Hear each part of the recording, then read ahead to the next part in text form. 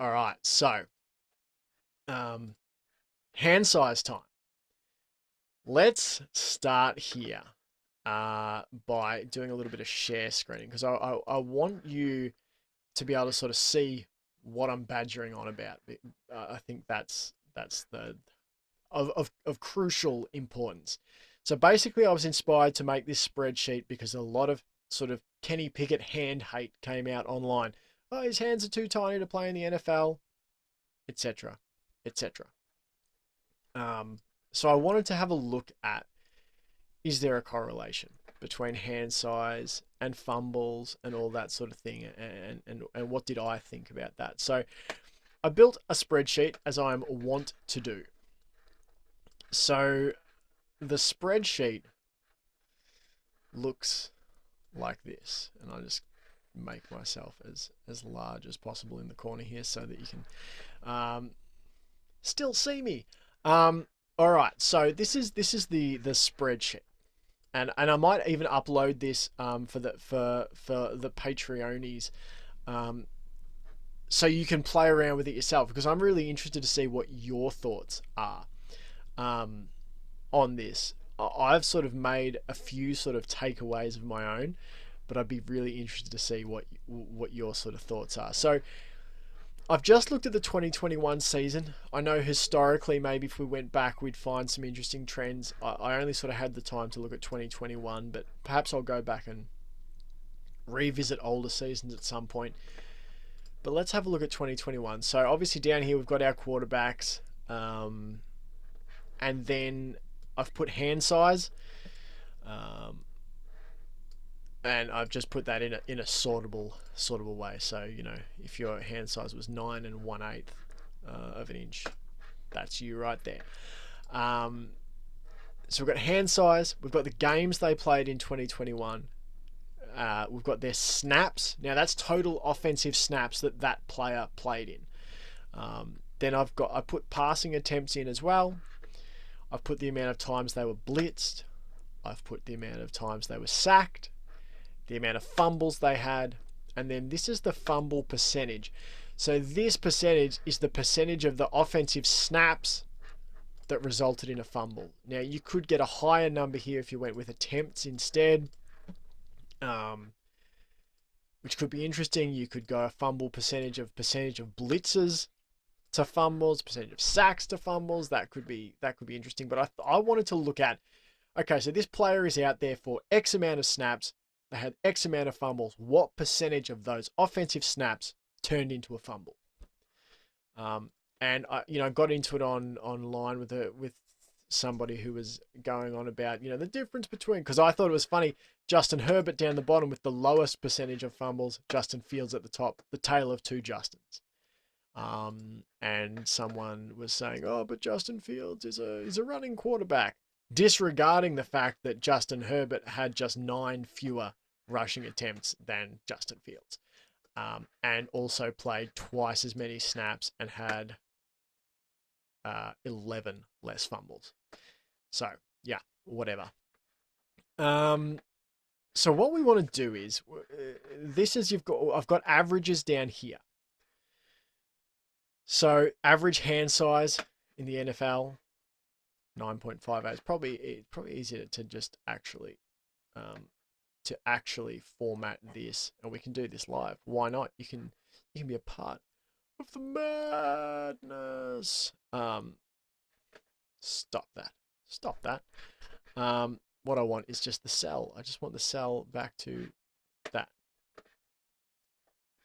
Let's just do that. It's about 9.5, about 9.5 inches is where we're at, I believe, of the average NFL hand size across these quarterbacks, these starting quarterbacks. On average, they played 15 games. On average, each quarterback was on the field for 964 snaps. On average, they attempted 500 passes. On average, they were blitzed 139 times. On average, they were sacked 33 times. On average, they had 8 fumbles. And on average, they fumbled on 0.81% of the offensive snaps that they played. So that's your league average across these I think there's 31 quarterbacks. Now, there was a team, I think it was the Colts. No, it wasn't the Colts. Um, I don't know. There was a team who had sort of a rotating door of starters. I can't remember who it was off the top of my head. So there's only 31 quarterbacks on here. So, as I just make sure that this is all on screen for you, we've got Justin Fields at the top. He had the highest fumble percentage of any of these quarterbacks. Then Kyler Murray. Two guys with Kyler Murray's about average hand size. Justin Fields is below average hand size. Then you've got Dak Prescott, above average hand size, but he's third most in fumbles.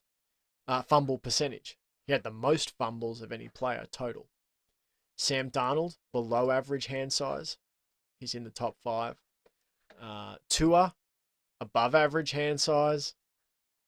Top 5, above average for fumble percentage. Derek Carr, below average hand size. So if you look at this, we've got 4 of our top 6 are sort of below average. Kyler Murray's on the cusp of being at the average hand size. So it's sort of a split, really. It's 3 and 3. Or it's 3 below average, 2 above average, and 1 on average. If you go to the other end of the spectrum, it's interesting. So remember that 0.81% is our average. So it's sort of around here. This is where we're about. Trevor Lawrence is slightly above, Patrick Mahomes slightly below. So that's sort of where that midline starts of average fumble percentage. So it's interesting to look at. There's plenty of guys in here who have a below average hand size. We've got Taylor Heineke, Baker Mayfield, Joe Burrow, Tom Brady, Teddy Bridgewater. Just some of the guys with a below average hand size who are also below average in that fumble percentage. It's particularly interesting to me that in these guys, say these like from Joe Burrow, these bottom 6, you've got 1, 2, 3 guys who are above average hand size, who are all that 10 or more inch hand size. And then you've got 3 dudes who are below average. Joe Burrow with the smallest hands in the NFL with 9-inch hands. You've got Teddy Bridgewater, 9.25. You've got Tom Brady, 9.375. These guys, 5 fumbles for Joe Burrow, just 0.5% of offensive snaps turned into a fumble. You've got Tom Brady, just 0.35% of snaps turned into a fumble. And you got Teddy Bridgewater, just 0.12% of offensive snaps turned into a fumble. Now, Bridgewater of those 6 played the fewest offensive snaps. Aaron Rodgers, the second fewest offensive snaps. You know, Burrow played 1,007 snaps and was sacked 51 times and produced just 5 fumbles. Now, the talk, if you said before he was drafted, he's going to produce a season with his 9-inch hands, he's going to play all 16 games, he's going to get sacked 51 times. You know, he's going to be blitzed 125 times, but he's going to be sacked 51 times. How many fumbles do you think he has? What percentage of snaps do you think might be fumbles with those little 9-inch hands? And he's the lowest 6 in the league. Now, you look at a guy like Dak Prescott, say, hey, 10-inch hands. You know, he's only going to get sacked 30 times. It's a little below league average. How many fumbles do you think he might have? He's got big hands. Okay, and he's top 3. The interesting thing here for me with this, you've got a guy like Joe Burrow sacked 51 times, well above average. You've got a guy like Zach Wilson sacked 44 times, Mayfield 43 times, both well above average. Small hands, comparatively, below league average. Zach Wilson just hovering around league average. They're in that below average fumble percentage. And then you've got guys with bigger hands who your Ben Roethlisberger's, and you can talk about his offensive line. You've got you guys like Dak Prescott who are above average. You've got you guys like Tua. Tua was only sacked 20 times and still ended up in the higher percentage of fumbles. What's going on here? As I said, I'll put this up as a file and you guys can sort it yourselves and have a look at, let's have a look at blitz fumble percentage, what does that turn out? And sack percentage or whatever you want to do. I'd be encouraging you to play around with it yourself. Add some things to it if you like. Maybe you want to add rushing attempts. The guys who rush more fumble more. Because that was interesting too. That the guy who came at me online was saying, Lamar Jackson, no, his argument being, that rushing quarterbacks would inherently fumble the ball more. And I said, well, Lamar Jackson, produced half as many snaps, half as many fumbles as Justin Fields, and he scrambled quite a bit more, double the amount of times. Lamar Jackson rushed twice as many times as Justin Fields and produced half as many fumbles. And Lamar Jackson doesn't have enormous hands. He has league average hands. And yet he's below the fumble percentage. So I don't think it's as simple as saying, hey, rushing quarterbacks fumble more.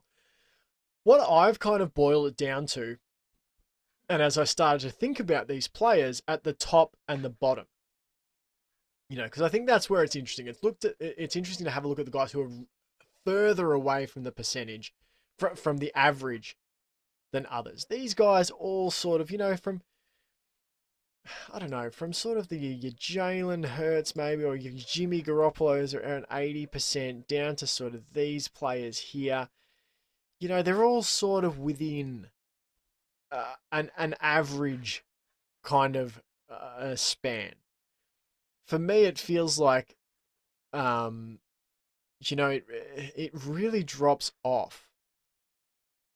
It's probably this. It's probably about those players there. That's sort of that middle class of players who, it's less than 1% of snaps. It's more than 50. It's more than 0.5%. That's sort of 15% away from being average. He's sort of about 16, 17% away from being average. These are the poles, the extremes that I'm interested in looking at and going, what is it about these guys? And to me, when I think about Justin Fields, one, bad offensive line, that's fair enough. A rookie with a lack of awareness. Lots of times where he held onto the ball far too long in the pocket, got sacked from behind, got karate chopped from behind, and fumbles. So a lack of awareness. Kyler Murray, I think it would be fair to wonder similar things. Whether Kyler Murray sometimes doesn't get rid of the ball. I'd be interested to see what percentage of these fumbles were on rushes for Kyler Murray, because he slides a lot. So I'd be interested to see how many of Kyler Murray's fumbles came on a rush, because he rarely takes contact when he's rushing. He likes to slide. So again, is there an awareness thing? Dak Prescott, a guy who likes to hang in the pocket, but Dak Prescott to me is a guy who you see gets sacked from behind quite a bit. Sam Darnold, likewise, I feel sometimes hangs around too long in the pocket. Derek Carr, classic example to me of a dude frequently. I feel like a lot of his fumbles come where he's hanging in the pocket. You can see the pressure coming from behind, and someone karate chops down on his arm and the ball flies out of his hand. That to me is interesting because he has small hands, but I also think he has a lack of awareness. Ben Roethlisberger didn't have a lot of time in the pocket this year, and you see him, with an above average fumble percentage. I also think Ben's, as he's got older, there is that lack of awareness. I think he still thinks he can escape pressure. We've seen it a lot in this season where he goes to take off and it's like, oh yeah, I'm stuck in mud. I can't move. And then he gets sacked from behind. Um, he's still hanging in there like he's got time when he doesn't. I think that plays into it. I think, same with Daniel Jones. I think same with Kirk Cousins at times. Perhaps not sensing that pressure from behind. Then you look at this group of players, the players that are significantly, 31% or more below league average in terms of fumble percentage for starting quarterbacks of offensive snaps played. Burrow got sacked more than anyone else, and yet he's in the top 6 for percentage of snaps that became fumbles. Burrow has awareness. Joe Burrow escapes the pocket if he feels pressure from behind. I think also Joe Burrow has an awareness of the fact that he does have small hands and also that his line isn't particularly good. He's good at sensing pressure and then tucking the ball with 2 hands or tucking the ball into his side and getting down. He has an awareness and a good ability to make sure those sacks don't become fumbles. He protects the ball well, but I also think he has a high amount of awareness and escapes and can step up in the pocket well, and not take those sacks and to get rid of the ball, to throw the ball away. I like his sense of awareness. I think Matt Stafford as well. I think he's aware and he's able to escape the pocket to avoid a sack. Tom Brady. I mean, while we're talking about pocket awareness, how often do you see Tom Brady get sacked from behind like he wasn't expecting to get sacked? Not that often. And a little bit like Joe Burrow, often when Tom Brady gets sacked, he's immediately tucking the ball as pressure arrives. He has a high sense of awareness. Aaron Rodgers, perhaps almost sometimes to his detriment, protects the ball. I think in that championship, the championship game, NFC championship game, could probably have taken a few more risks throwing the ball. But I think as far as his ability to protect it within the pocket, there are a few players better at being aware of the rush is coming. I need to protect this football. I need to get rid of it. He throws the ball away exceptionally. And that's an underrated skill, I think, knowing when to abandon a play. As I said, was almost to his detriment at times this season.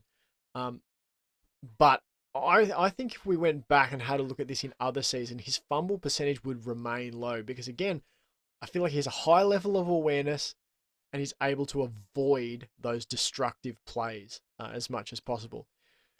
Teddy Bridgewater, a safe kind of quarterback as well. I'd be interested to look into. He's taken much fewer pass attempts here. 426. That's the lowest of the bottom 6 here. It's 100 less than Burrow, 100 less than Rodgers. He was in a run-heavy attack.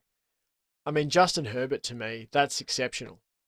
And I know he did have a good offensive line, but he still took about league average amount of sacks. So if you look at guys here, like your Kyler Murray, league average sacks, high fumble percentage. Near league average sacks for Dak, near league average sacks for Sam Darnold. About league average for Jared Goff. Herbert protects the ball well. But these are the guys that are interesting. Joe Burrow, Kyler Murray, Justin Fields, the guys who have the smaller hands and are getting different results in terms of fumble percentage. Because you can say, oh, well, Justin Herbert had a great offensive line. True. Well, Joe Burrow had a shithouse offensive line and was sacked more than anyone else in the league and is still bottom 6. I think hand size is one of those weird things we fetishize around combine time, around draft time. We love to get into the measurables. We want to see these guys run around in their underwear and do high jumps and do sprints and do these things and measure the hand size and how many push-ups can they do and how many, deadlifts, etc. How many bench presses. I think some of this is significantly overblown. I think in Justin Fields' case, it was a perfect storm of factors. I think he's a rookie without a lot of awareness. He holds onto the ball too long. He had a bad offensive line. He also has small hands. Um, like I think that's a massive factor in why that's those are the factors that contribute to him having this league leading fumble percentage. It's not just the fact that he's got small hands, because we've seen with Joe Burrow, who has the smallest hands, is in the bottom six, the lowest six players, below average for fumble percentage. And having big hands doesn't guarantee you anything, because look at Dak Prescott with 10-inch hands, and he's the third highest fumble percentage, despite being sacked below league average. Remember, the league average is 33 sacks. There's 30. He did face a higher amount of blitzes, though, which is interesting. Just at a glance, that looks like the highest amount of blitzes faced by any quarterback, 188 for Dak Prescott. I think these are the factors that are more important than hand size, is things like awareness, the ability to sense pressure, the ability to diagnose pressure before it comes, the ability to sense pressure once the play is in motion, the ability to make the decision to bail out on a play, to be able to check the ball down, to be able to escape when you needed and throw it away once you're on the run when needed, to take slides, all of those things. That's the quarterback craft that can help you transcend your physical measurables. And I think that's something Justin Fields is going to learn. He's going to need to learn. And I think it's something that Joe Burrow learnt, particularly in his NFL rookie season. It'd be interesting to go back and compare the rookie year to the Super Bowl year when he took the Bengals to the Super Bowl. I hope you found this interesting. I'm going to leave it there. There's sort of my thoughts at the moment, is that hand size, while a factor, is only one factor, and a much smaller factor than other quarterback skills. Because as we've seen, big hands don't allow you to get away with everything. It just provides you with a potential safeguard when you don't sense pressure and you get karate chopped. Maybe it just slightly increases your ability to hang on to the ball when you're suddenly hit. But the real prize possession for a quarterback that you're going to draft is the ability to sense that pressure, not just to hang on to the ball when it comes. So they're my sort of takeaways. Would be interested to hear your thoughts on it. As I said, I'll post the document up on the Patreon so you guys can play with it, and add to it, and come back at me with your own thoughts. I'd be interested to hear what people think. Yeah, from a sciencey point of view, I don't really need to debate like, you're right, you're wrong. I'm interested to hear people's opinions on, what they think is going on. How important do they think hand size is? Is it a massive factor? Is it a non-factor? Is it just a factor? So that's it. Anyway, guys, thanks so much for being on the Patreon. I really, really appreciate it. And as I said, looking to streamline this experience for you and provide more exclusive content for those of you who are parting with your hard-earned dollars, and throwing those shekels my way. So yeah, thanks so much, guys. I hope you've enjoyed this. Hope it was worth watching. And until next time, thanks so much for listening/watching.